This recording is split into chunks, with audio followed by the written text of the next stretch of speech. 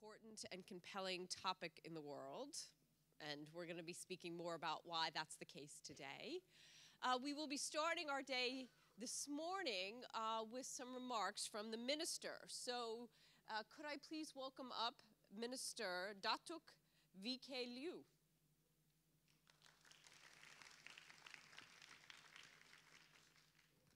Thank you, sir. Yes, if you'd like to start our day for us, you're quite welcome. You get to start the day. No, the speaker's not here. No, the speaker's not. Oh, the speaker Oh, of okay. the parliament is not joining us today. Right, okay. Because nice invitation for all these people here. No, they were all there yesterday. So you are the starter here today. Okay. Is that all right? Yeah. I just start with the... Nice. Yes. Let's go through the meat of it. Thank you. Thank you. Oops.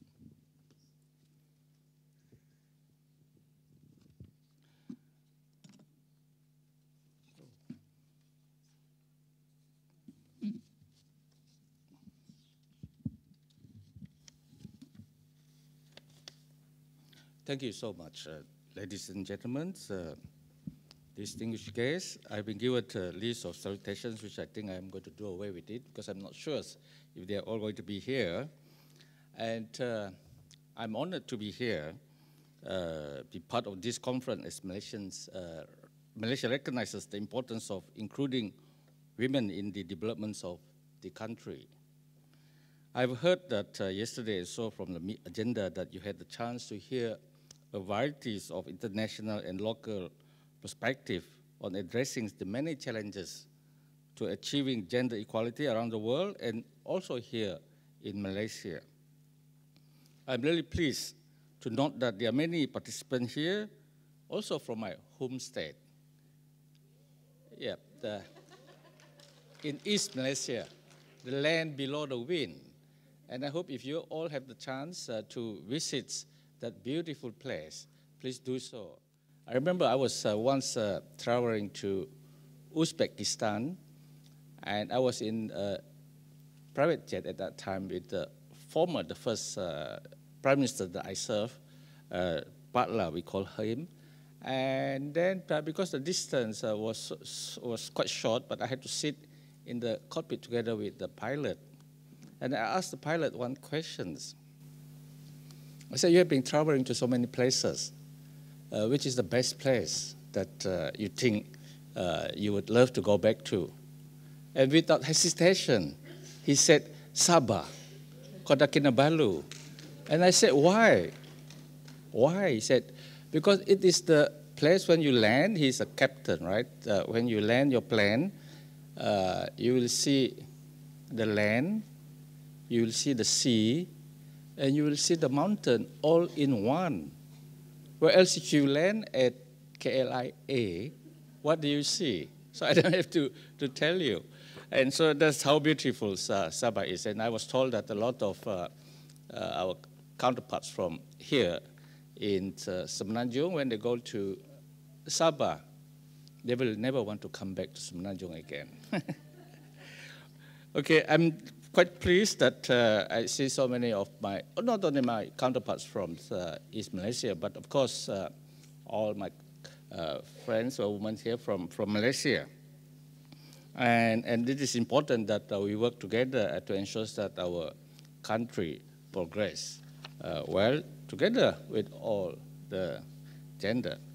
And today our international guests will have the opportunity to learn more about our own Malaysian context. We have much to share about our progress, our challenges, and ways that we hope to work to cross the sector to enhance women's political leaderships.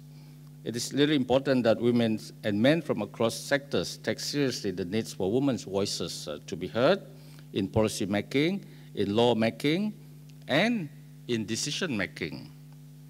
In Malaysia, women's participation in policy making is crucial, and they have stamped their mark in the federal cabinet and parliament. as you can see, our number 2 most powerful person in Malaysia in the federal cabinet is a woman. Women in political positions and holding office are gaining momentum and have made positive impact to the country. Of course, the number of women representation in the cabinet and parliament is still very low, but with the Pakatan Harapan's led government for the new Malaysia, there has been an increase in numbers due to the leadership recognitions for more women leaders to give hope to women in this country.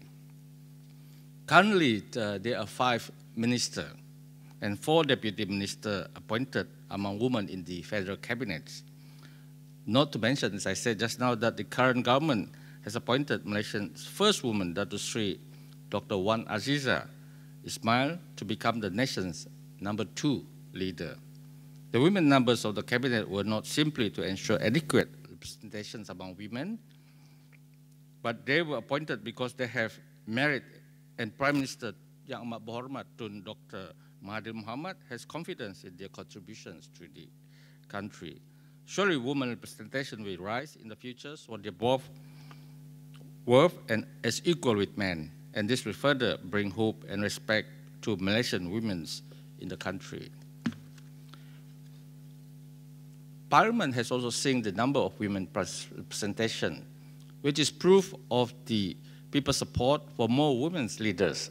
Previously, women's representation in the Dewan Rakyat stood at 8%, but the percentage has now risen to 14.4% with 32 MPs, women MPs, while in the Dewan Negara, the number shot from 17% to 19.4% with 13 women senators out of a total of 68. The government has assured that it is determined to reach at least 30% of women policies maker. However, the government needs the support from all parties to ensure more women will come forward to voice out what is best for the people.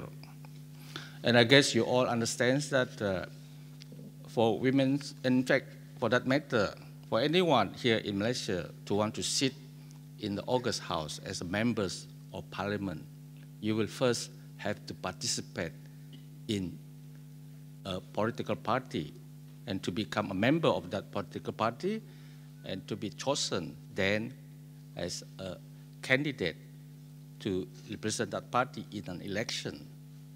So after that, if you win an election, that is how our system works, then you become a Yang Berhormat, the honorable.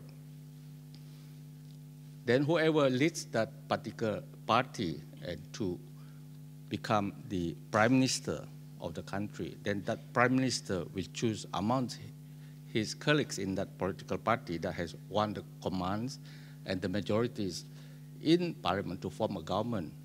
And that prime minister will decide from those who has won in the elections to become members of the cabinet. So your participation in politics is very important. It is not easy because it is not a cup of tea for everyone to be in politics. And you have to be, I guess, willing and able. So these two concepts are very, very important because if you are not willing but you are able, then you will not enjoy whatever you are doing in your political field. But if then there are some who are willing, but they are not able. So this concept has to be together. That means you have to be willing and able to become an effective member of parliament and also, I guess, politicians. So the government has also ensured that, as I said just now, to reach at least 30% of women's policy makers. And the government needs the support from all of you to ensure that all of you will come forward to voice out what is best for the people. With that said, Malaysia abhors all discrimination against women and girls especially in order for women to reach their fullest potential. It is vital to address their specific needs, including social protection. One in particular that guarantees uneasiness and anxieties among women is the act of stalking by another person, generally man.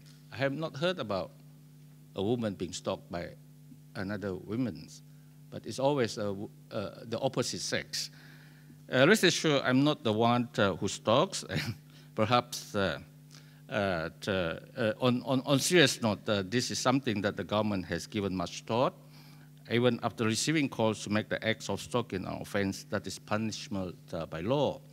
I had the opportunity yesterday to meet up with groups of the NGOs, and I had assured them that, because one of the questions asked by them was that, YB, Minister, do you have a reservation of what we had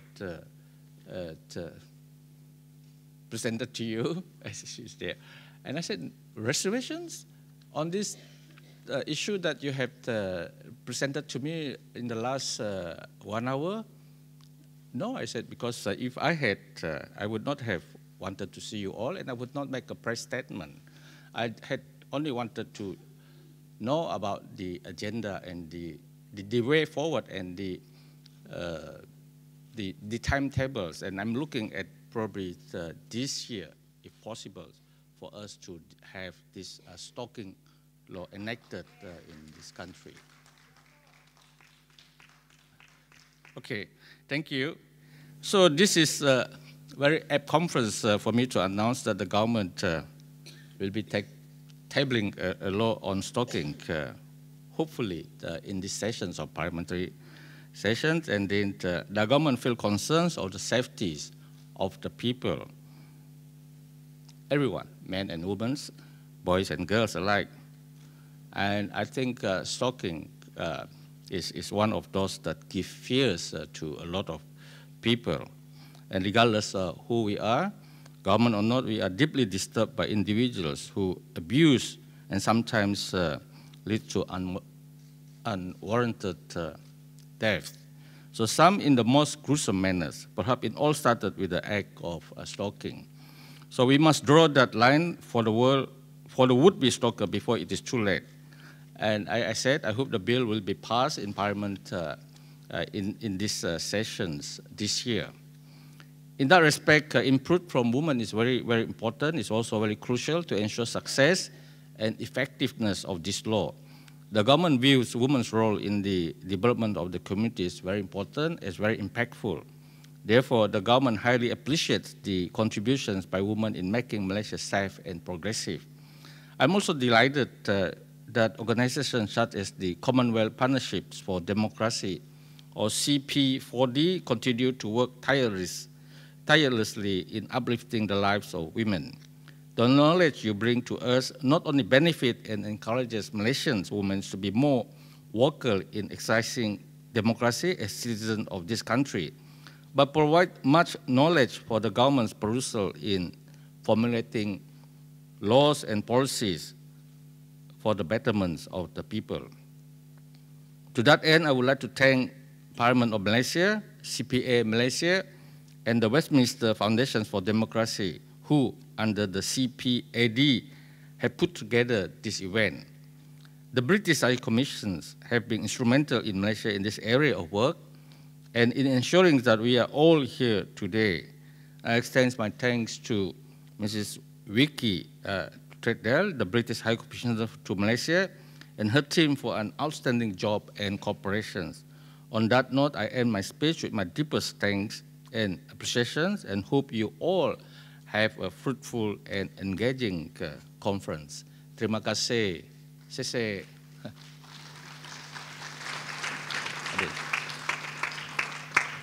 you, Minister, very much. Thank you. So what do I do next? Can we, first of all, can you stay for a moment? I just, I have another 15 minutes. Oh, very good. Okay, good. Minister, can we thank you very much for your remarks, your very welcoming remarks about women's political leadership, and also we're very glad to hear that you are going to take measurements on stalking. That's a very complex issue, a very challenging issue. It's a bold move, and we're very pleased to see that you're taking that challenge on. So we look forward to seeing the legislation and seeing it actually implemented. We're glad to see that you can stay with us for a few minutes. 15 minutes? Okay, very good. If I'm not a ton, I'm on the rosters here.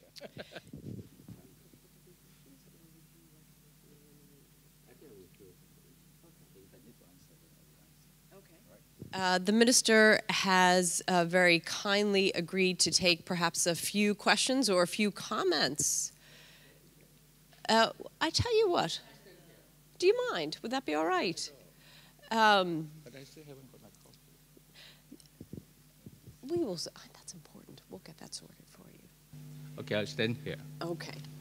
Could we, we'll go ahead and take a couple people, yeah? Do you want to go ahead? One, and anyone else would like to ask a question of the minister? Go ahead and start. Could you please stand up and introduce yourself? Bina Ramanan from Foreign Spouse Support Group. We also campaign for equal nationality rights for women. Thank you very much for your encouragement, and we know that this government is showing a lot of concern towards women and women's rights. Yet, the Constitution is discriminating against women on the ability of Malaysian women to pass on citizenship to their children born overseas. Is there any likelihood of amending the law or bringing in policies to enable these women to pass on citizenship? Because many of them are in toxic marriages and unable to get citizenship for their children. So I know I'm putting you in a spot, but the federal constitution needs to be amended. What are the plans of this government? And the other thing is policies in immigration are really not friendly towards women. It actually disadvantages Malaysian women who are married to foreign spouses, foreign husbands, and foreign women married, it kind of disadvantages them as well. In terms of economic disadvantage, in terms of being bound to their husbands until they get PR. And although the policies are in place to have 5 years of PR, the approval time takes even much longer. So in the meantime, by the time we get PR, sometimes our husbands could pass away, and we are faced with leaving the country. So we would like to see more policies that favor women's rights, especially concerning foreign spouses and Malaysian women in the ability to pass on citizenship. Thank you. Thank you so much. Thank you. No doubt, as you understand, that the federal constitution makes it very clear that all of us are equal before the law. That is the starting point. And I do not see how we should discriminate against each other. To make an amendment to the constitutions, you understand that requires a two-thirds majority. At this moment, we have 222 MPs in the House. That means that we need 148 MPs to reach that two-thirds majorities. At this moment, with the crossover from so many politicians to a political party, the compositions of the MPs in Parliament is about 135. So meaning to say that we still need about 13 MPs to get that two-thirds majority. If we are going to pass any bills in Parliament and we don't get that two-thirds majority and it gets defeated in the August House, it will mean that it's a slap on the government. It can also mean no confidence on the government. So no government of the day will want to table an amendment to the constitution without having that two-thirds majority in the pocket. But this is a political calculations. But of course, on other issue regarding immigrations, I will have to get the relevant authority to answer your question. But I would like to see your case on the case-to-case basis so that I can make consideration on that. Thank you. I'm All right, Okay. we'll find another opportunity for you to follow up, okay? Yeah. Thank you very much. Honey? Good morning, Minister. My name is Hani Tan. I'm a lawyer practicing in Malaysia, in Kuala Lumpur. I want to ask you about the possibility of removing the exception to the rape provision in Section 375 of the Penal Code, because right now, that men can actually rape their wives with impunity because of that exception. And I'm sure, YB, you know about the Special Select Committee report in 2007 when they were amending the Penal Code. And can I just read the reason why they say that they want to continue to keep that exception?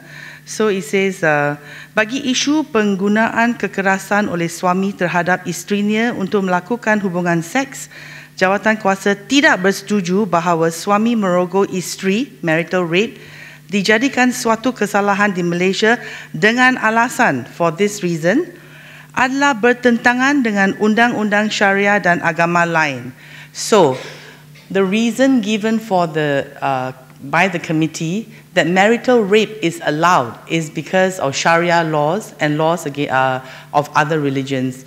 I mean, surely, YB, you have to disagree that husbands should not be allowed to rape their wives with impunity. So as a very minor amendment, what the government did at that time was to put in a separate section for the intimidation that husbands use to rape their wives, but not the actual rape itself. So I think it's timely with the new government to relook at this provision and relook at this reason given for not wanting to criminalize marital rape. Surely no religion in the world will, agree to husbands raping their wives as not a crime. Thank you. Thank you. Thank you. I will relook at this particular matter, and I will discuss this matter with the AG, who also is a new AG under this new government. And hopefully we will be able to come out with the policy directions and getting approval from the cabinet on this particular issue that touches on the hearts and mind of all these women. Yeah. Thank you. You have time for one more question, Minister? Yeah, Okay. I can. Think we have one more? Yes, please. Morning, YB. I'm Winnie. We're a big group from Sabah here. Oh, okay. Mr. Lupit, Kota Marudu, Keningau. Okay. Yes. First of all, we are very happy that Sabahan is the Minister of Law. Why?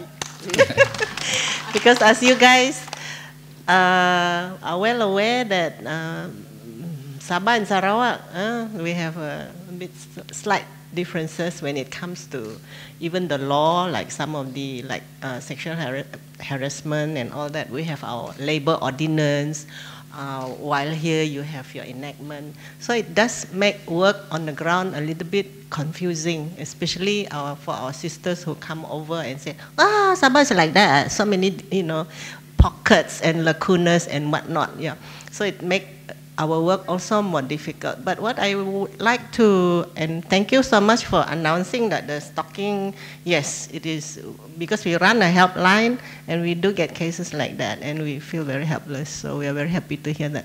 But most it may not fall under your scope of work, but I'm sure as Minister of Law, can we ask that we are very happy to hear that there are new laws, but we know that the implementation of the law is another issue. I mean, take for example, Domestic Violence Act. We have been doing this work since 1985. Can you imagine, YB must be young then. We were all very young. Cecilia was very young and hot then.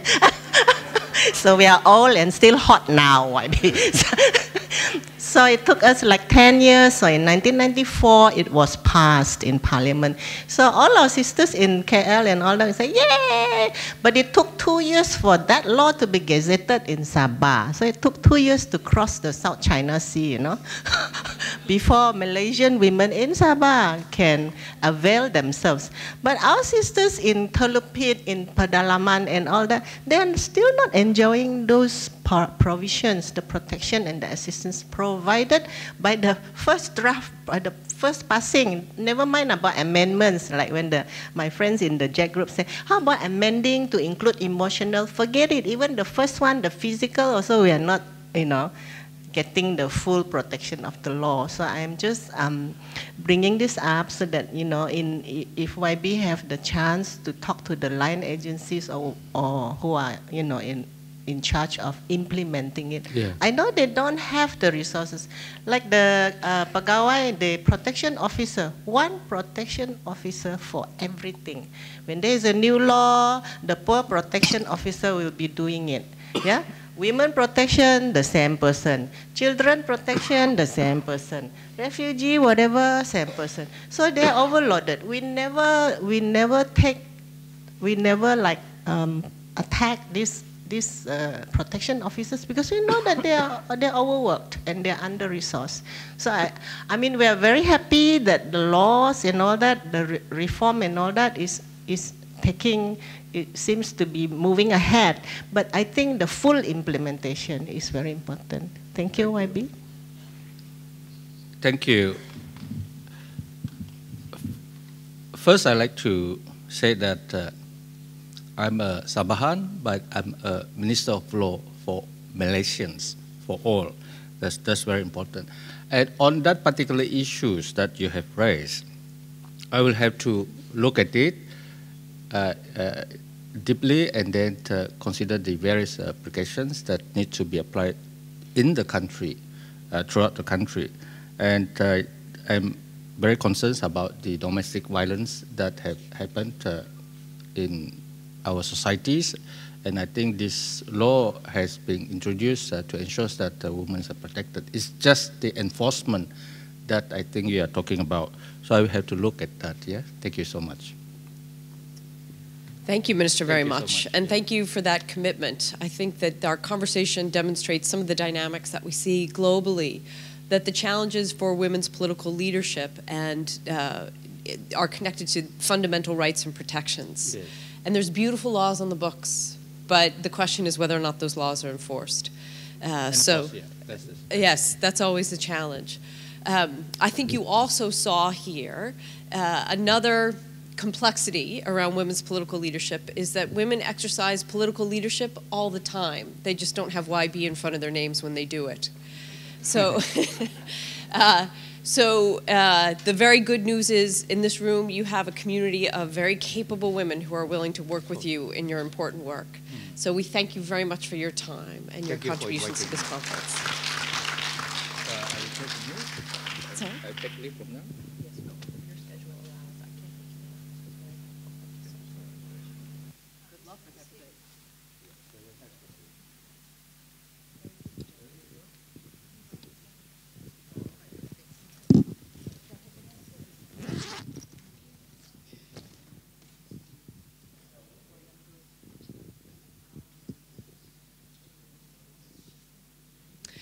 All right, ladies. Well, so when all of you are government ministers, you are all going to face an audience like this about the details and the implementations of your policies. I look forward to that day. Today, we are actually going to do some of that work, and I want to talk a little bit about how today is going to be structured. But I think before we do that, we need to start with a reminder of what we covered yesterday, because today is going to build on the work we did yesterday. First of all, can I ask those in the room who were not with us yesterday, who are just joining us for today, could you please stand up? Hello. You're very welcome. Thank you very much for coming. Hello. We look forward to your participation and your contributions. We are a room of over 100 people, so unfortunately that means we don't have time for formal introductions to plenary, but we will find occasions to make sure we introduce ourselves to you and that you have a chance to meet everybody in the room. So you're very welcome. Thank you very much.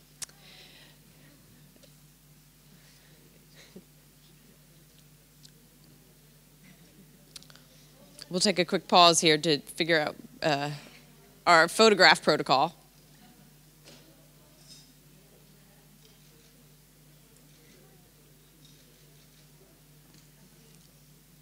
Posing.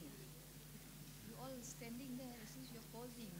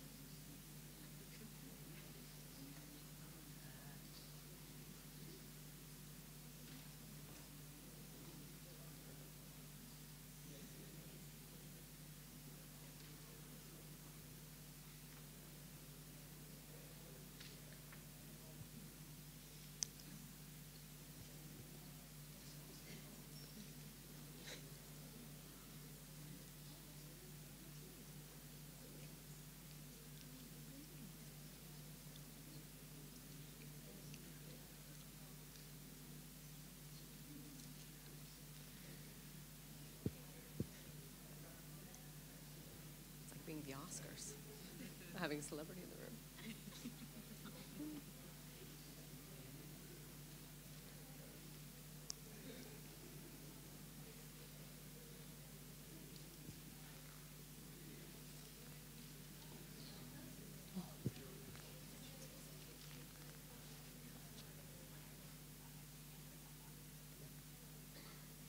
Okay, everybody, thank you very much.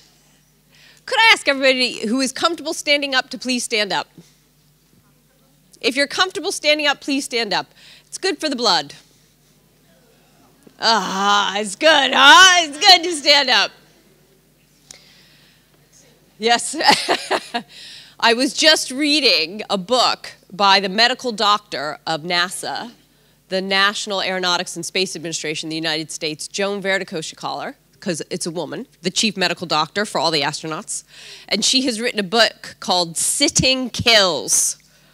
That sitting is the new smoking, because we're all sitting so much. So right now, I'm going to take a couple minutes to save your life. Okay, as I said, welcome back, everybody. It's nice to see you. And a very big welcome to those of you who are joining us for the first time. It was lovely to hear your contributions yesterday about some very important policy issues. We're going to do a bit more work under a different format today. But to start that conversation, we are going to remind ourselves what we did yesterday. And we're going to do that in a way that is going to be a little bit physically challenging. But who here is used to challenges? Right? Who here is afraid of challenges? Says an assembly member, right? Not a chance. So I would like to introduce you to my friend. This is my friend Herbie. Herbie, it's meant to be an androgynous name. I'm not sure if it is in Malaysia, but let's pretend it is. Herbie is a ball with magical powers. Okay? Among Herbie's magical powers are the ability to help us remember, recall information, and make decisions. So we're going to use Herbie this morning as a way of debriefing and reviewing the content, the information, and things that made an impression with you from our work together yesterday. So I'm going to throw Herbie to somebody in this room, and I'm going to ask you to share with us one word or short phrase, just a sentence or so, of something that you remember about yesterday. It is something that made an impression for you. It's a decision that you made. It's a question that you have. It's something you're uncomfortable with, and you're still challenging in the way you're making a decision. And after you share that information, I'm going to ask you to throw it to somebody else in the room, anywhere else in the room. Here's where the challenge comes in. If you need to use me as an intermediary, just sort of point me in the direction, right? Okay? You ready? Okay, good. Why don't we start? Can we start with you? Okay, here you go. You ready? Yeah. Okay. Peer-to-peer support within the women's group. Oh, sorry, so this is going to be, you're going to have to turn your mic on too. So all sorts of physical movement. You guys, you're going to get very fit by the end of this. Okay, peer-to-peer support groups are among the women's group. Yeah, okay. Thank you very much. Throw it anywhere in the room. Oh, good catch. Now answer. Daycare centers is not a babysitting business anymore, but it's a driving workforce for women empowerment in the country. Nice. Yes. Very good. Don't. Don't forget you can throw it behind you too. For me, it was introducing citizenship education in schools so that people are aware of politics from a very young age. Yeah, nice.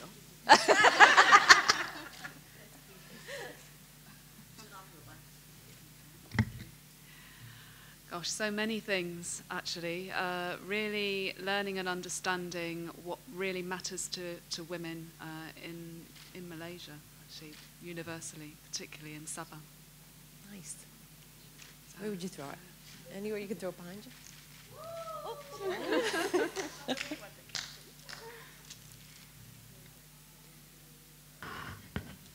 Actually, I think I still not find a solution and resolution how to make more women in the politics and decision-making level in Malaysia.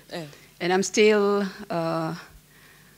hoping that today we can find something good for Malaysia to move forward. Okay. All right. Thank you. That's great. Thank you. Yep.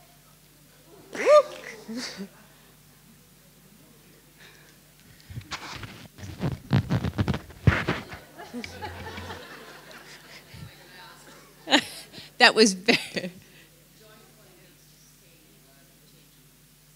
Join politics to change politics. Thank you, Madam Mayor.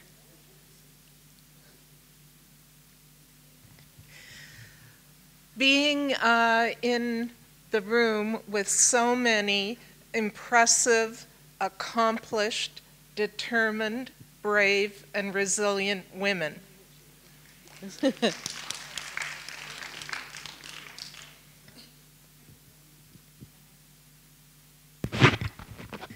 Oke, saya bercakap dalam bahasa. Go for it. Oke. Apa yang saya belajar kemarin, saya sangat senang dengan tindakan bahwa pemimpin harus bergabung dari atas, pemimpin dari atas bergabung dengan kami yang dari bawah, itu akan menimbulkan sesuatu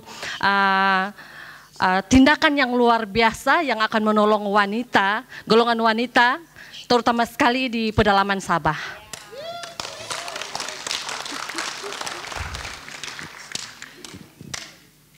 Where you gonna throw it?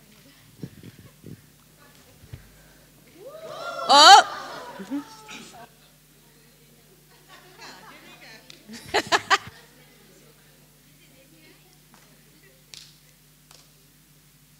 Yeah, maybe just a translation for those who didn't That's know. very She kind was of you. saying Thank the women who are already, on top positions, and those at the grassroots should, when they merge or work together, they come up with something very,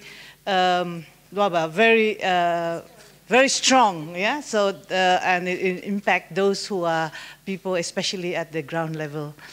For me, it's very important to have allocations for women, money. All these are important, and that especially those who are in position should be make that decision to give a special allocation for strengthening the programs of women. Thank you. Okay, two more. Two more, please. To whom would you allocate the power of Herbie? Oh, good throw.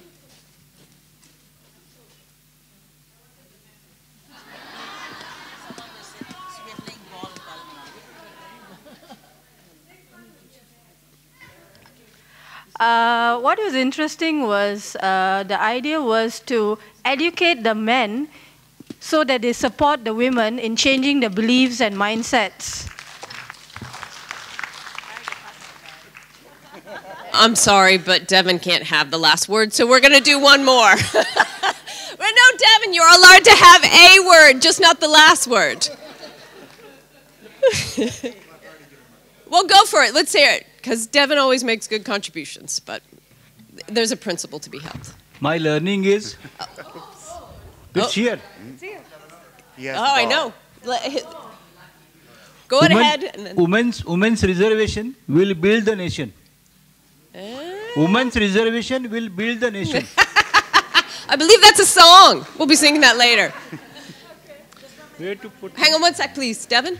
Well, I just say I was in the small group on changing legislation, and I was struck by how deep the challenges are to challenging some of the existing legislation, including around, I think it was said Malaysia is the only country where it's illegal to speak against a fatwa. And so I was struck on the need to engage more sort of liberal-minded religious leaders to make sure that they understand the issue and can speak out. Nice. Thank you, Devin. Okay. Would you throw it one last time, please?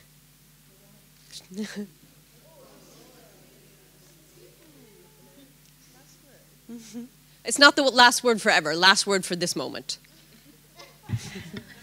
Thanks.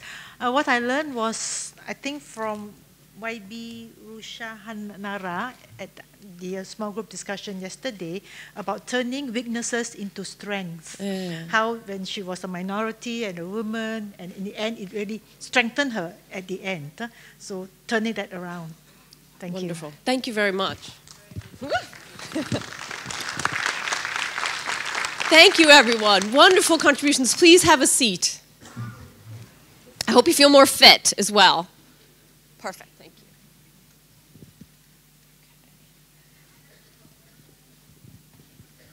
you.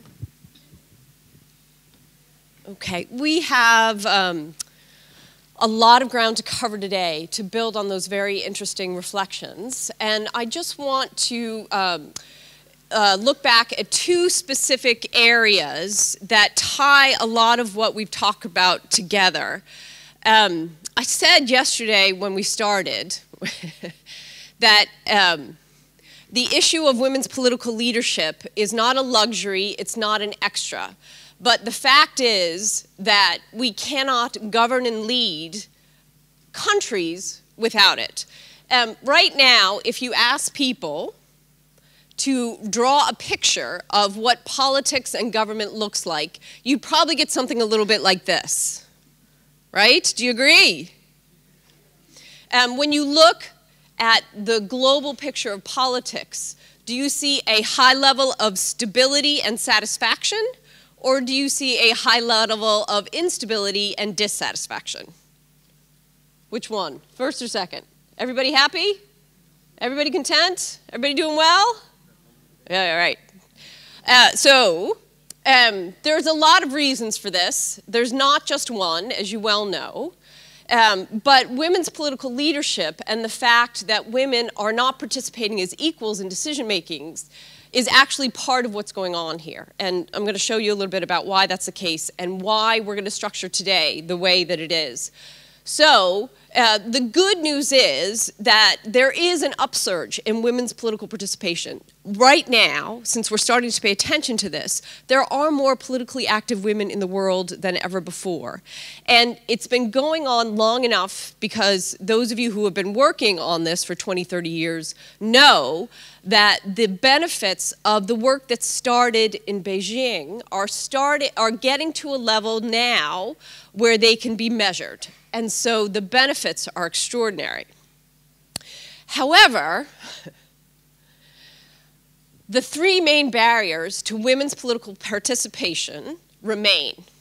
And in some cases, they're getting worse. And the three main barriers, why don't you get involved? Why don't you join? Why aren't you in politics, right? They're not insignificant. They exist in every political culture, in every society. They take different forms, and which one is biggest changes, but they are the same, and they are these. They are money, right? Right? Everybody in this room right now, are you sitting with enough money in your bank account to run an election campaign? No problem, and still feed your children? Yeah, right, no problem, right, okay. Violence. Anyone signed up for politics and had the people who are already in power say, no problem, welcome in, come on in. We'll make space for you. I tell you what, I'll resign, you take my seat. Not so much. So violence takes a lot of forms. In many societies, the violence that is most prevalent is online, but it's not a joke. And the other issue is, of course, time, right? We talked about this yesterday. Busiest people in the world are women. Even busier than that, women in politics. And that has a lot to do with social and cultural norms and who takes on the unpaid labor within the family structure and within society. However, the gatekeepers to women's political participation, and why aren't you all part of that 30% yet, are political parties. And I just want to talk about that for a minute and why whether or not you join a political party may or may not have anything to do with whether or not you exercise political leadership. Because how you choose to do this is 100% up to you. But you're already doing it whether or not you have YB in front of your name.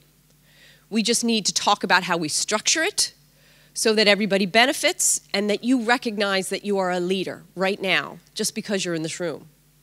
Right? You've self-selected. Congratulations. Right? Okay. I want to talk about political parties with the confession that I have been a member of a political party and a political party activist from the age of 16. I believe in political parties. I think if they didn't exist, we'd have to create them. Yeah. And when you think of political parties, do the words that come to mind, are they positive, flowery, and exciting?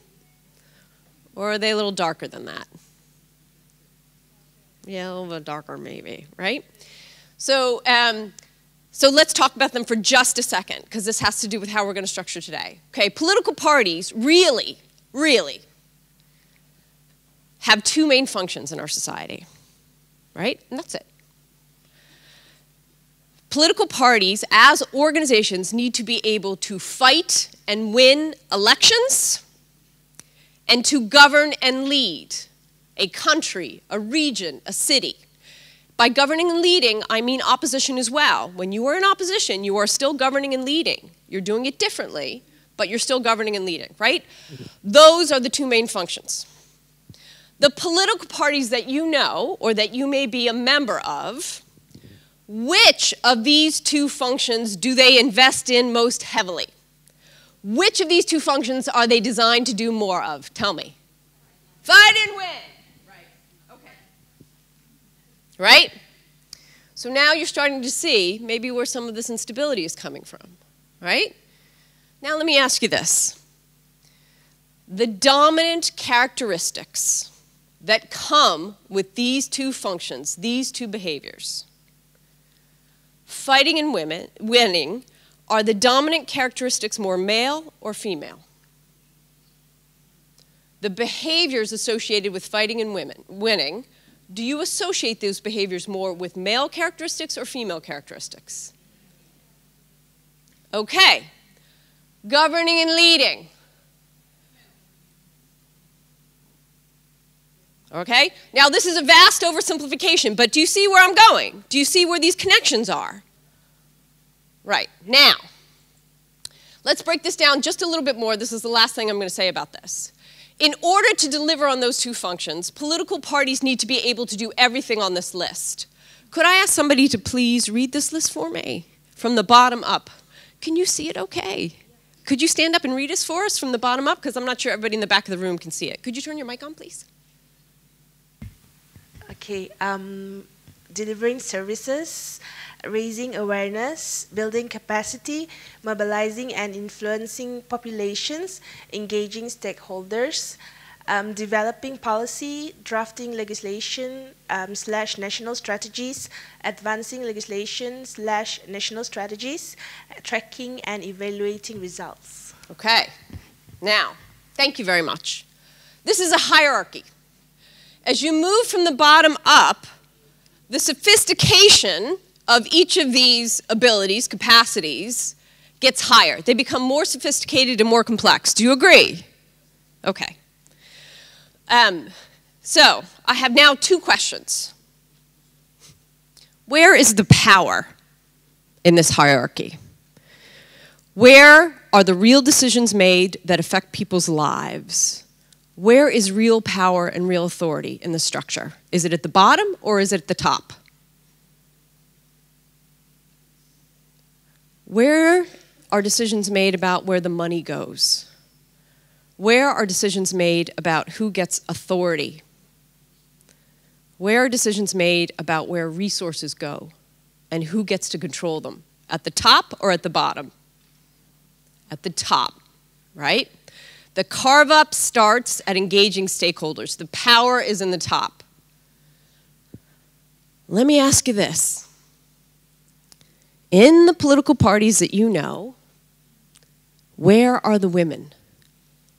What functions are they performing? Are they at the top or are they at the bottom? They're at the bottom, right? So women are politically active. They are involved in parties, but they're kept out of the power structures. And as a result, we, globally, are populated with political parties that lack the capacity to govern and lead. So, what we are doing today is governing and leading. Hooray! You ready? Okay. Today, what we are going to do is claim the authority to speak, to be decision makers on policy issues. And what we're going to do is a modified version of a citizens' assembly. Have you heard of citizens' assemblies? They're kind of a cool idea. They're being used in some countries to solve complex, intractable problems. Okay? My family comes from Ireland. Anybody familiar with Ireland? Yeah, yes, a few people, yeah. Yes, a few. Small place, complex place. Few things may sound familiar. It was established as a religious state. We have had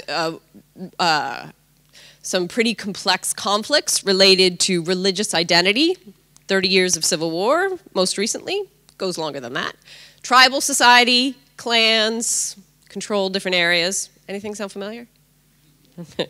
So one of the complex issues that we had tied to this history was the issue of abortion and whether or not it should be legalized. It was in our Constitution that it should not be. So the political leaders finally got to a place where they said, you know what? We can't solve this. This issue is toxic. We touch it, we die. You fix it. And they gave it to a citizens' assembly. And the Citizens' Assembly solved it. Citizens' assemblies are gatherings of citizens in a very structured way that do three things. And these are the three things we're going to try to do today. Okay? Building on what you did yesterday, we are going to receive briefings and information from specialists in specific areas Our job during these briefings is to take in new information, to look for new information, right? We're not going to go to battle. These are not advocacy meetings. These are not persuasion meetings. We're here to get new information. Not all of it will be new to everybody in this room, but at this point we are on the receiving end, okay? We will have a chance to ask questions. These are more about finding out more about the issues and identifying areas where we are lacking information. Where do we need more research? Where do we need more information to solve this intractable problem, right? These complex problems. And then from there, you start to make decisions. Okay, these are the issues on which we think we can make a difference. These are the issues that are calling our attention and that we can get through the political climate right now. And this is what we think should happen on those issues, okay? Decisions, action statements. We will not be making laundry lists today. We will never be using the word should, because we commit to only speak about issues on which we can and will take action, okay? We are claiming the authority to speak, to solve complex problems. Because every one of you proved about 50 times yesterday that that's who you are. So we're going to design the session for that purpose. And to get us started, we have a message from the Special Envoy, Joanna Roper, on gender equality from the UK Foreign and Commonwealth Office. And then we will get started with our host of speakers.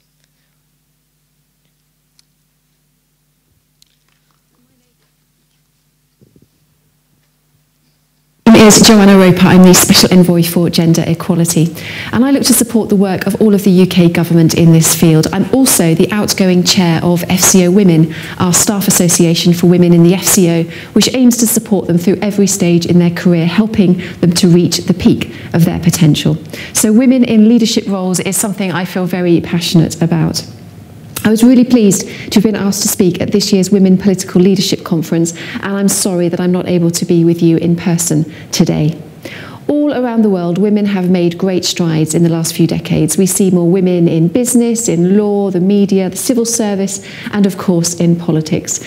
Many women have greater opportunities than ever before, are living longer, and have greater choice and freedom to make decisions affecting their lives than ever before. But around the world, over 60 million girls of school age still don't go to school. Many more start school, but for a whole host of reasons are not able to complete their education. And we know that girls who complete their core schooling marry later, they have fewer children who themselves live longer. Their families, communities, and wider society become more prosperous, stable, and secure. Getting girls into education and helping them stay there really is where it starts. And it's been a priority for the UK since we launched the Leave No Girl Behind campaign at the Commonwealth Summit in April of last year. Unfortunately, we still see violence and abuse taking place, which destroys lives. Globally, 1 in 3 women is beaten or sexually abused in her lifetime, and over 70% of trafficked victims are women and children.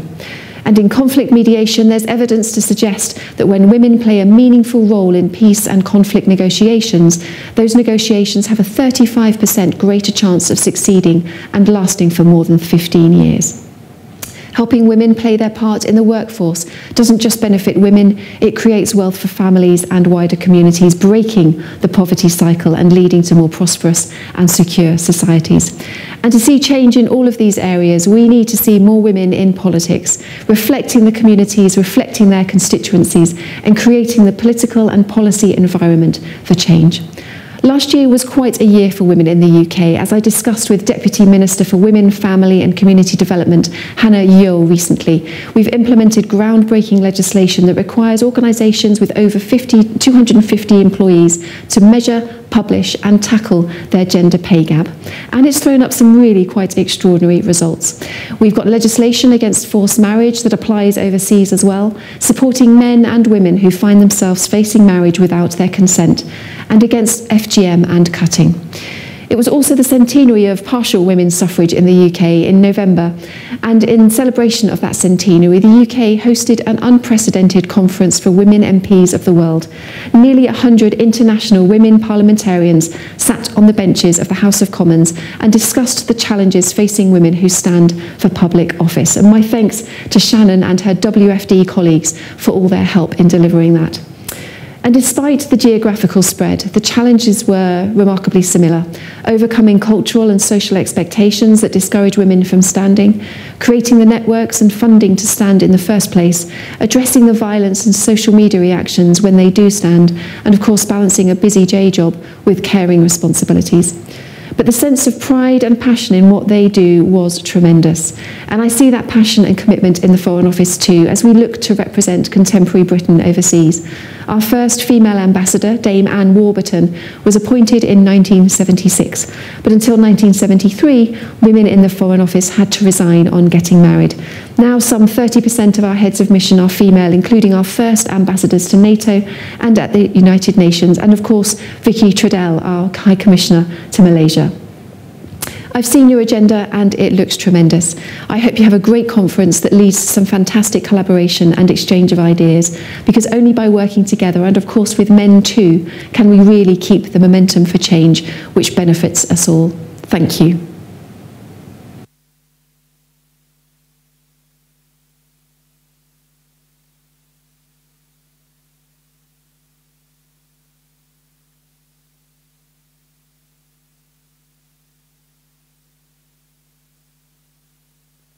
In keeping with the today's agenda, where we will be receiving, for some of us, new information or different kinds of information, but information and knowledge and, well, basically policy decisions, where policy decisions can be made.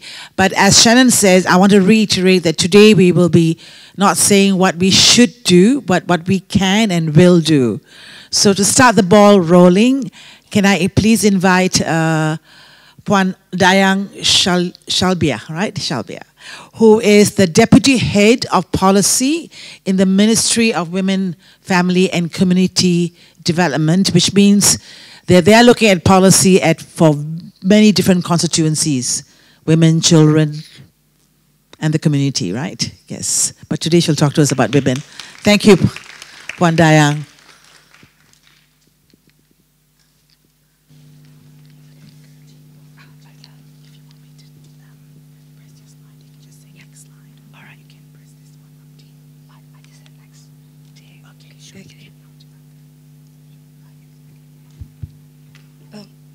Thank you, Ivy. Before I start, can I just make a response to Puan Winnie? Because I heard her comment just now about the Domestic Violence Act taking 2 years to be implemented in Sabah. That is under our ministry, Puan Winnie. Oh. That is under our ministry, Puan Winnie. I regret that it took so long to reach Sabah 2 years after it was implemented in Peninsula. And you rightly pointed out that the matters about not having enough manpower for actions to be taken. I will share what you have just mentioned to the relevant agency. My apology for what is happening in your jurisdiction. Thank you so much. Okay. I came here not actually prepared, nor I feel very, very scared right now, because I can see all these very confident women looking at me, thinking that, what is she going to be talking about? Because yesterday you had a very, very fruitful discussion. And then most of you have already shared about what should be done. And so what is this government of Malaysia going to be doing in terms of policy? So before I start, a very good morning to Yang Berhormat, distinguished guests, ladies and gentlemen. My name is Dayang Shalbia, as mentioned by Ivy. I am actually the Deputy Undersecretary for the Policy and Strategic Planning in the Ministry of Women. to allow me to go through this, because I am more than happy to be receiving questions later. Allow me just to go through my text. So if you want some clarification, I am more than happy. Okay, so let me just start. Now, when we talk about how do we go about making policy, now we look into certain things, for example, in the case of women. Now, in Malaysia, even for us policymaker, there are things that we too need to be understanding. For example, what is gender? In today's topic, we are talking about gender equality in Malaysia in the perspective of policy. So I will go through like this. So gender refers to social and cultural attributes and opportunities associated with being male or female. So it is not always, it is never ever just about female. It's about male and female. So in most societies, being a man or a woman is not simply a matter of different biological and physical characteristics. Men and women face different expectations about how to address, behave, or work. Now, relations between men and women, whether in the family, the workplace, or the public sphere, also reflect understanding of the talents, characteristics, and behavior appropriate to women and men. Okay? And then gender differs from sex. It is social and cultural in nature rather than biological. So we tend to mix the two things. Gender attributes and characteristics encompass the role that men and women play, and the expectation placed on both men and women. Now, gender equity is the process of being fair to women and men. To ensure fairness, strategies and measures, for example, must often be made available to compensate for women's social disadvantages that prevent women and men from otherwise operating on a level playing field. Now, with that, equity will lead to equality. Now, gender equality requires equal enjoyment by both women and men of socially valued goods, opportunities and resources and rewards. Where gender inequality exists, we will find that it is generally women who are excluded or disadvantaged in relation to decision-making and access to economic and social resources. Okay? So therefore, a critical aspect of promoting gender inequality is the empowerment of women, with a focus on identifying and addressing power imbalances and giving women more autonomy to manage their own lives. So gender equality does not mean that men and women become the same. Okay? Only that access to opportunities and life changes is neither dependent on nor constrained by our sex. Okay? So it's not about being men and women being the same. We are still different. Okay? Achieving gender equality requires women's empowerment to ensure that decision-making at private and public levels and access to resources allow both women and men to fully participate as equal partners in productive and reproductive life. So when we are talking about making a policy, these are some of the things we may have to be considering about what should be good for the gender, should be for the male and the female. Now, the achievement of gender equality implies changes for both men and women. More equitable relationship will need to be based on a redefinition of the rights and responsibilities of women and men in all spheres of life, okay? Including the family, the workplace, and the society at large. Okay? In that connection, it is wise. It is wise for us not to overlook gender as an aspect of man's social identity. So when we talk about women, we must also look at men, because they are also equivalently impacted, as the lives of men are just as strongly influenced by gender as those of women. Now, failing for us to understand this could be a little bit detrimental to us, okay? So men are too often expected to concentrate on the material needs of their families, rather than on the nurturing and caring roles assigned to women. So because of this is where it becomes like stereotyping later on. Men are only going to be doing this, women are supposed to be doing that. Okay? Men also have the rights to assume a more nurturing role, and opportunities to do so should be promoted. Men have responsibility in regard to child health and to their own and their partner's sexual and reproductive health. The adoption of a gender perspective is an important first step. It reveals that there are disadvantages and costs to men accruing from patterns of gender difference. So next slide, please. Thank you. So moving on, what is the scenario like for gender equality in Malaysia? Now for this, I refer to the Global Gender Gap Report. It is being produced annually. Sadly to say, the score for Malaysia is a little bit on the low side. We are ranked at number 101, but in my opinion, in my humble opinion, we should not be, or I'm so sorry, we shouldn't be using the word should, but we, okay, because I mean like we shouldn't be too unhappy or too sad about our ranking.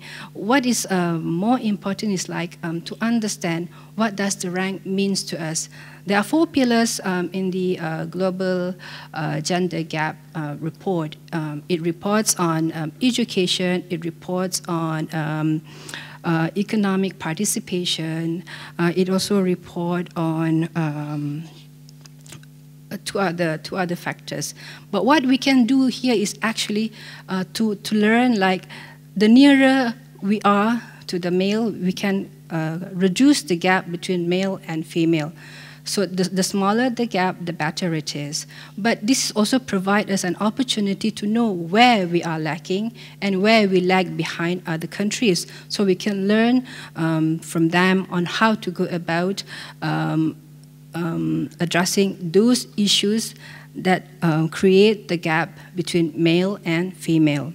Now, in the 2018 gap report, in terms of educational attainment, Malaysia is already at parity for both male and female in terms of enrollment. Okay, so that's about 1.0 there. We have, for example, it's about 1 there, but for the 4 pillars, Malaysia's only score about 0.676 as compared to some other countries nearer to home. Okay. Economic participation and opportunity in terms of labor participation indicated that male labor participation recorded higher percentage at 80.6% as compared to 54.7% for female. Now, this is actually quite sad, because the number of women that attended or went to school are actually almost at parity with men. So you'll be wondering, what happened to them? Why are women not in the workforce? I believe I can see here Madam Shanti. Madam Shanti will, of course, be sharing with us her view on this later. But this is actually a lost opportunity for Malaysia. Not having women in the workforce is a very, very great loss for Malaysia. It would be good for us to have a higher percentage of women in the labor workforce. But over the years, the increase in the labor participation for women are very minute. Now, there is a slight increase. Next slide, please. In political empowerment at 13.9% for women elected as member of parliament and 8.3% holding minister position. But I do feel bad about saying this. Of all the 4 pillars, in terms of political empowerment, this is the lowest score that we get for the gender gap report between male and female. As you can see, the number of women, which, as rightly pointed out by you, it is what it is right now here in Malaysia. The number of women in Parliament, for example, is very, very few. Not that they lacked the capability, but they may not be chosen to be sitting in Parliament. Again, we have to have a look at how we can have more women to be in Parliament. With regards to health and survival index, at a score of 0.974, women life expectancy is higher than male at 77 years as compared to 72 for men. There is almost equal number of baby girls born and boys born, with 943 baby girls for every 1,000 baby boys. What the report have shown us is, in a nutshell, while there has been progress, there still need to increase women political empowerment and economic participation. Among ASEAN countries, Malaysia still lags behind in her attainment to reduce gap between the gender. In this case, Philippines is one of the highest scoring country among the ASEAN member states. In relation to policy making, while the number of women labor participation is rising, some women with tertiary educations are not returning to work after starting a family.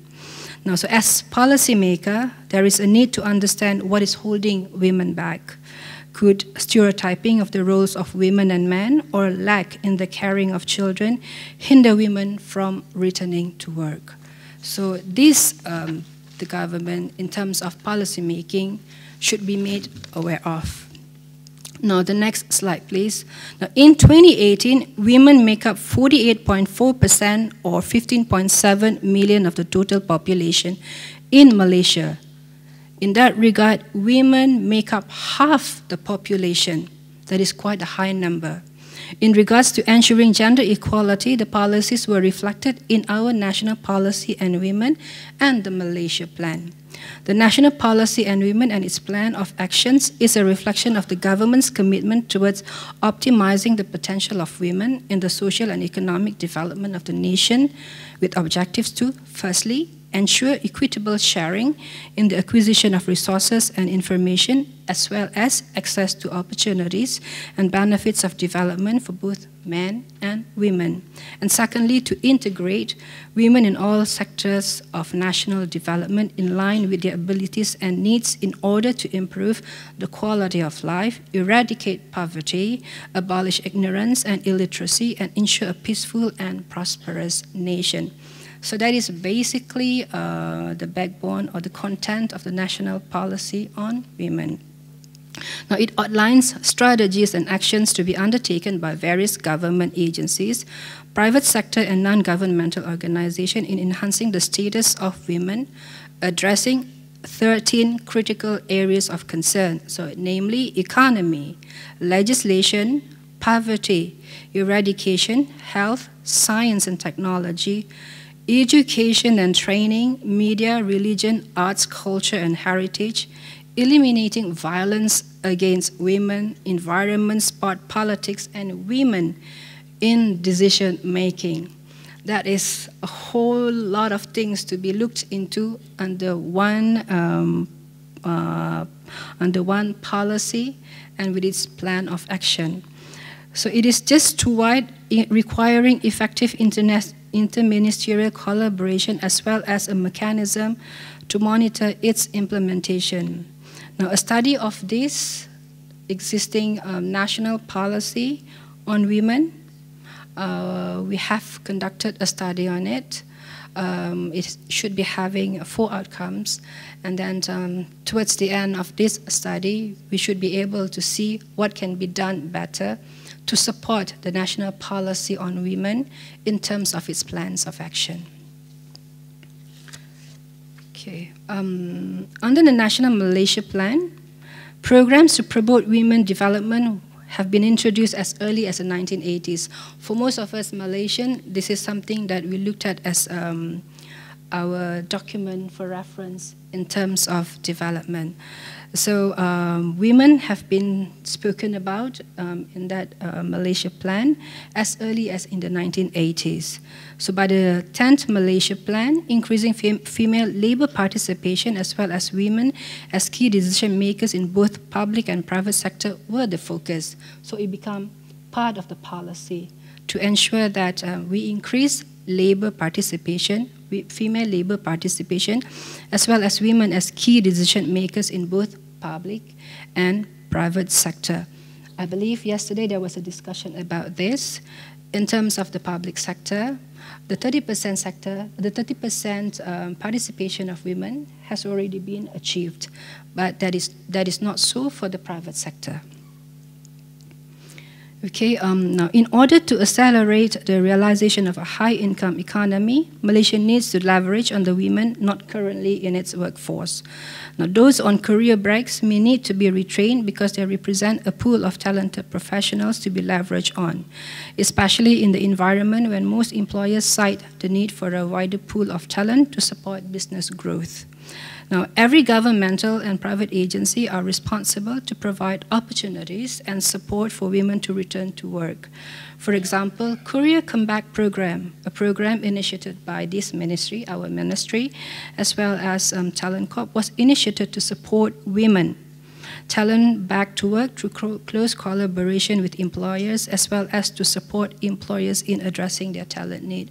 Remember, in the beginning of my presentation, I mentioned 50% of women actually do go to work. But this number is actually very, very small as compared to men. Why are they not back to work? Why is their number very, very small? So this is addressed by having an intervention program to allow women to come back to work. It is vital to provide improved access to childcare for parents, especially women. Again, the role of nurturing the child always falls to the women. This will give... all right. This will give them more choices to return to work and will help Malaysia to reduce the gender wage gap. Increasing maternity leave in the private sector and supporting paternal leave will also allow not only women to return to work, but men to reprise their role in the caring of their children. Okay, so in regards to the ministry, we have put down our commitment to ensure that there will be sufficient childcare in the public sector. This is with an allocation of about 10 million for the establishment of roughly plus minus about 50 childcare centers in the public service. Right. The national policy aims to provide equality. Okay, since the introduction of this policy in 1989 and its subsequent amendment in 2009, the policy on gender equality in Malaysia has also been influenced by our national commitment to the non-aligned movement, the Millennium Goals, the Sustainable Goal, as well as ratification to international convention. Okay? Okay, so gender equality and the empowerment of all women and girls is not only an explicit goal under the Sustainable Goal, but also a driver of sustainable development in all its dimensions. Systematic mainstreaming of gender perspective in the implementation and monitoring of the SDG is therefore crucial. This is looking into our commitment to the SDG. So when drawing up a policy, your commitment to international agenda must also be taken into consideration. So I am almost finished. Okay, this is actually my last paragraph. Okay, so moving forward, the last slide, please. All right? No, the one before this. Okay. While a national women policy has been put in place to ensure women receive the same opportunities and benefit as men, in the developmental agenda, there are still gaps between women and men. That is undeniable. So when Malaysia ratified the Convention on the Rights of the Child to protect and promote children's right to survive and thrive, to learn and grow, to make their voices heard, and to reach their full potential, the Child Act was enacted in 2001. So what do we do for women? are we going to be enacting another law, for example, so that there will be equal opportunity for women, there will be benefit for women, the same as for male. I know a whole lot of people are looking into the ministry, wondering when such an act will be in place. So moving forward, we are looking into the possibility of having an act on the eliminations of discriminations against women, because we are fully cognizant of the fact that there must be equal opportunity to both male and female. So with that, I end my presentation here today. Thank you so much. For a minute, sorry, boo, that was a loud voice. Remain there for a minute. We'll just take 2 questions. Mira first, and Prema, who's not spoken before. So, hang on. So then after which we'll take a break. Apologies to Christopher and where's Tansri Zarina? Yeah, we'll do your presentations after the coffee break, much needed coffee break. Right. Yes, Mira? I'm standing right here. Hi, thank you so much for your presentation. I'm not sure, because we're all not sure whether we heard it correctly from you, that you said that we've reached 30% in the public sector. Did you say that? Yes, because I did. Certainly in Parliament we've not reached it, in the judiciary we've not reached it, in the Sharia courts we've not reached it. So I am really a bit of a loss as to how... I would like to clarify myself. Okay. That 30% is actually for the public service. Yeah, so it is 30%. Civil service. So Civil it is, service yeah, only. so it is 30%. And are they real decision-making positions or Yes, just they are. women? They are from Jusa C above. Sorry? From Jusa C above. Those ladies... So it is not across the board, it's only civil Yes, service. Thank you. yes. My apology. Right, you want to clarify, is it, Prema first, Prema. Why do you want to clarify this? Yeah, in the sense this is minimum 30%. In the sense that 30%, okay, it should be minimum 30%. In the sense, it's already kind of passé. Yeah? We're talking about gender parity, 40-40-20. Yeah? Just to... That is something for them to think about. Actually, I would say 50-50, but we make up half of Malaysia, right, Dayang? So it should be 50. Prema? Hi.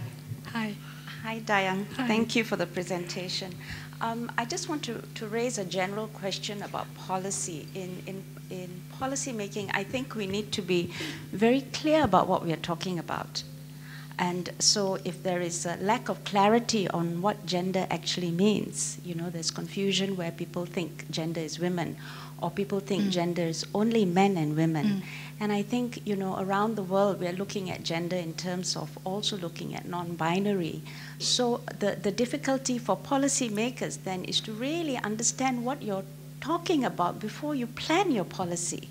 So that's one of the things I want to raise. The other thing I want to raise is when we talk about gender equality, a policy for gender equality, it doesn't happen in a vacuum. It must happen in a context, for me, at least in terms of social justice. And we know that women are disproportionately affected in so many ways. And so when we talk about gender equality, we're not just talking about, bringing women up to the level of where men are, because the position some men are in is terrible. So for example, the workforce in Malaysia, we're all going for more women into the labor force, but we have a terrible minimum wage. Why on earth are we pushing women into a workforce which gives them such low wages? So when we talk about gender equality, when we talk about creating an environment which is fair for women and men, so there must be a context of social justice. It's not just about numbers. Same thing when we want women in parliament, we want them good, we want them with, great leadership skills, and we want the ideology behind that. Yeah, so just, it's a general thing, not necessarily only for the women's ministry in Malaysia, but just generally when you talk about gender equality, it comes in a context of social justice. Thank you. Right. Thank you. So it's basically it's not a should, but this is what we will do. Look in the context, right? Can I ask? Okay, Assalamualaikum and good morning. I just want to my concern is about in private sectors, right? Previously, when I worked in private sector, I just only had 12 days leave. So I have to during my pregnancy, I had to I have to look on my health, so that I have to save my leave after after I deliver my baby. So my concern is we don't have any implementation from the government to have 90 days of leave, maternity leave. So what is the mechanism from the government to enforce the law for the private sectors to have to allow the company, the private sectors, to give us 90 days leave, maternity leave? Right. Thank you. Are you able to respond to that? I think so. Yeah, I am cognizant of the fact that in the private sector, in the in the private sector, the maternity leave is not 90 days yet. So actually, what needs to be done is like for the relevant ministry to amend the law for it to be 90 days. It is as simple as that. So it is brought up to the relevant ministry, because there was already urging there was already sort of like a decision before this when we increase 90 days for the public service, for the same thing to be applied in the private sector. But for the private sector, it is up to the employer to determine. So more voices from women must be heard to demand that the 90 days be given to them. Or the ministry can mandate it too. A cabinet decision can, not should, but can mandate it too. I saw another hand over here. What do you mean by this, honey? Sorry? On Prema's point. Okay, all right. That's the last word, okay? You're right. I was looking for people who have not spoken before, that's why. Yeah, sorry. Thank you very much for giving me this opportunity. I promise I'll be quiet the next time. Related to what Prema has said, I'm just really concerned whenever we talk about gender in a binary man and woman way, because we need to talk about trans people, we need to talk about the intersex, and I want to put it in a legal context, because Article 8.2 of the Federal Constitution says that there should not be any discrimination on the ground of gender. That includes in the policy making and in the law making. So that's all I want to say. So whenever you're talking about equality, it's not just equality between men and women. Don't forget the transgender and the intersex. Thank you. Right, thanks. Of course, you can speak again, honey. I was just looking for people who have not spoken first. Them first, and then you guys later. Right. Oh, one last word. Okay. Right. One last word. After this, break time. Coffee time. Thank you so much. My name is... Can I sit? No, go ahead. Thank you. I think you better sit because you're going to... So my name is Sangeeta Menon Matu. I represent Lean in Malaysia and also Career Relaunchers Malaysia. You touched a little bit about women going back into the workforce after a career break. So about 5 years ago, as you know, Talent Corp was launched with the previous government, and there was one arm that was specifically looking at women returning back into the workforce. In those 5 years, it's been in operation, the last year pretty much with your current government. Only about 630 women have returned to the workforce. So obviously, for someone who is passionate about women returning back after a career break, I'd like to understand what is the challenge you're facing, that the number's really so low and really should be more in the thousands, if not tens of thousands, who should have returned to the workforce? And also, what will you be doing to accelerate that number? Okay. Is KSM here? If not, I will try to answer this question. If KSM is not, my understanding is Talent Corp then was only, working in the Klang Valley area. That's why the number is actually very small. So they are only looking at professional women going back to work. So the number is very small, and they are located in the Klang Valley, Talent Corp themselves. So with them being placed under the Ministry of Human Resource, they could be expanding their reach to women wanting to return to work. Okay. So I think we can continue this conversation during coffee break. We're going to have, thank you very much, everyone. Thank you, Diane. Thank you. See, it wasn't that nerve-wracking after all. Okay. We're going to have a coffee break. It's going to be strictly 15 minutes. We need to come back here at 11:15 because we've got an incredible